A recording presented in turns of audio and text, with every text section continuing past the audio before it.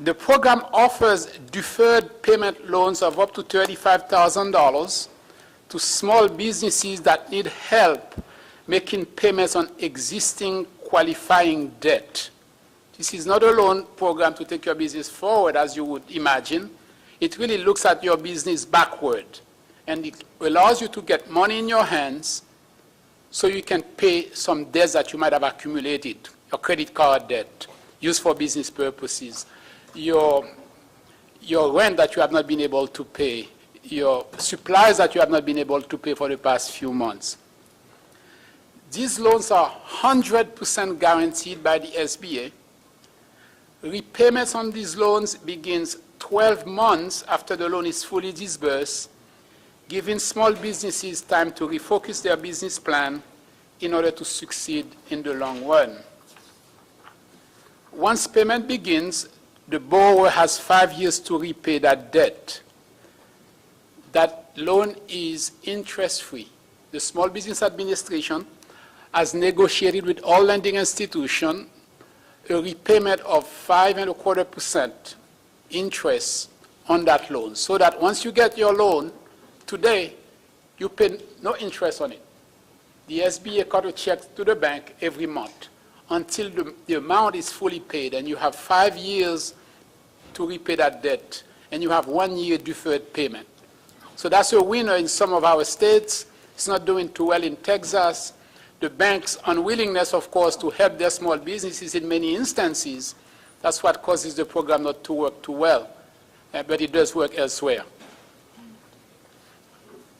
Now, since the program started in June 15, 2009, we've made more than 3,600 loans for about $116 million. Now, for us in Dallas, we just ended our fiscal year in September 30th, with $500 million in lending to small businesses in our various communities. This is the second highest volume in the country behind Los Angeles. While this accomplishment is partly due to the benefits provided by the Recovery Act, it could not have been achieved without the hard work, dedication, commitment of Martha and staff and other SBDC directors and staff members that are here with us in the audience. As we start a new year, October 1st, it's our year, fiscal year 2010, the question that you might ask of me is, what should we expect for the coming year? Well, if the month of October is any indication, I will tell you that we have just approved $68 million in lending for the very first month of the year. This is a record. The last time we did $68 million in a month was back in 2005. However, the Recovery Act measures that have contributed to that increase were temporary measures taken by the President and are due to expire any time. That's the bad news. But the good news is you still have time to go to your bank and apply. 90% guarantee, no fees. This is the perfect time for you to go to your bank. And the question might be, are the bank lending? Yes.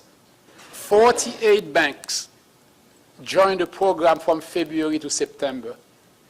I ended the year with 152 banks in Dallas who've made at least one loan with the SBA. So 48 just joined after we provided them with the 90% increase and the eliminations of fees. Just imagine. So this market is moving.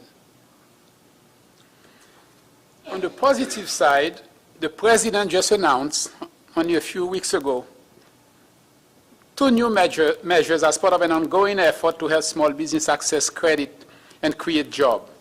One of the measures would increase the maximum loan size. Now, as you know, traditionally, if you go to a bank and you say, I need $2.5 million, they cannot consider SBA guarantee. It's got to be, the loan amount cannot exceed $2 million. So what the President is proposing is an increase from $2 million to $5 million. So that will do a couple of things. Those of us who need more than $2 million can apply. Those of us who already have an SBA loan can apply for more money. Now, of course, right after the announcement, the House passed a bill, the House Bill 3854, and they recommend, it's already approved by the House, they're recommending a $3 million increase. And of course, the Senate will probably recommend what the President suggests, $5 million. So hopefully they go into a conference where we may end up with maybe a $4 million increase, which is by far better than $2 million that we have now.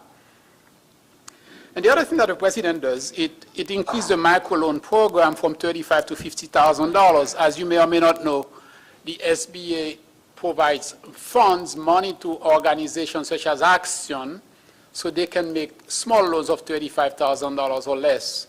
So the President is proposing an increase of $50,000. Lots of small businesses do need $50,000, believe it or not. And instead of going to a bank who might have said no, now at least you have an option to go to Action and other microlenders in communities to help you.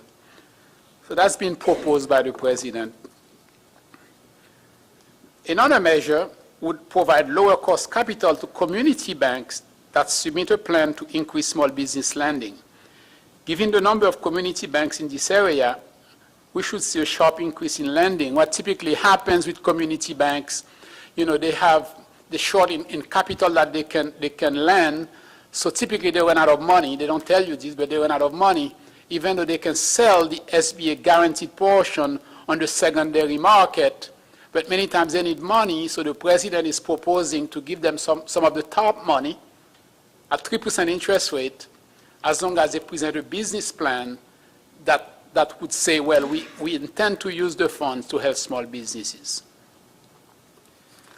Now, we've heard a lot about equity financing. You may or may not be aware that the Small Business Administration does have a venture capitalist program as well.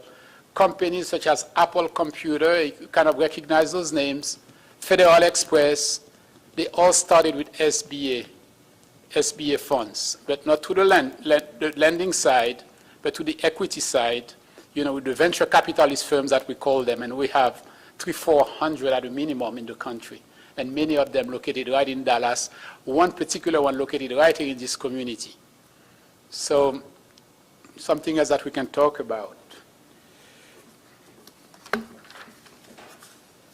So I will be here again. Thank you for the opportunity to address you this morning. I will be here with you throughout the course of the day to answer some of specific questions that you may have.